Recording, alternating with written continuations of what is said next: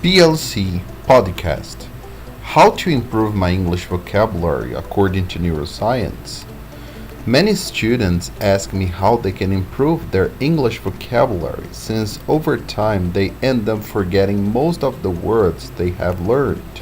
Then, neuroscience and all that is fascinating behind it to explain this question. Let's be practical. How many words can you remember looking at an isolated list? It is quite likely that, early on, most of these words will add up to your memory in a few days. Why that? For a very simple reason. Your brain. That's right. It was not trained to memorize random words with no relevant meaning. This is because we have a short-term and long-term memory.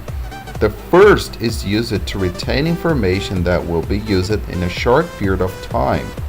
So, once you no longer need them, your brain will understand that they will not be more useful when we rule them out. For example, we do this when we need to decorate a phone number. Long-term memory, on the other hand, has the function of holding back information for a much longer period of time, due to the need for constant use of them. For this reason, when we refer to vocabulary learned in another language, we must use techniques that help us to transform this new knowledge into long-term memory. To do so, we need to understand that we only remember what is relevant to us, and our brains learn best when new information is meaningfully organized. Word grouping. The first strategy that can be adopted is to separate the words semantically. What does this mean? It means that we tend to memorize words better when they are within the same field of meanings. For example, house furniture.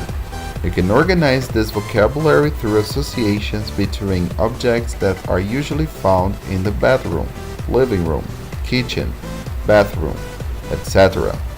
Therefore, with this information organized in a more meaningful way, you will tend to memorize this new vocabulary better. Mind maps.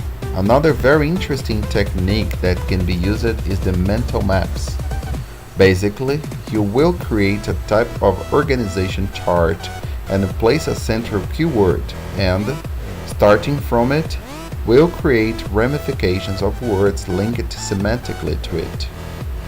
The following is an example of mind map made by one of our students.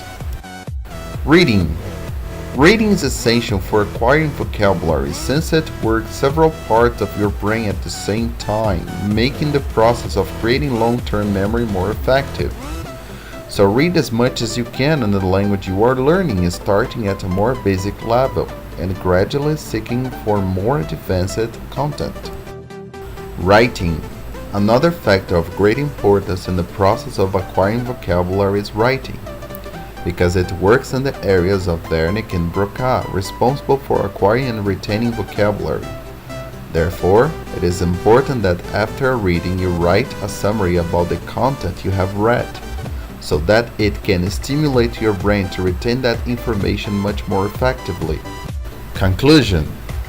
The key to getting a good vocabulary, as we saw above, is to create habits that can stimulate the retention of this new information in a meaningful way.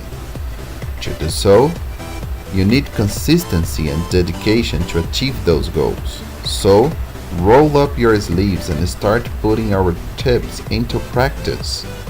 You will soon see a significant improvement in your vocabulary in English or any other language you are learning.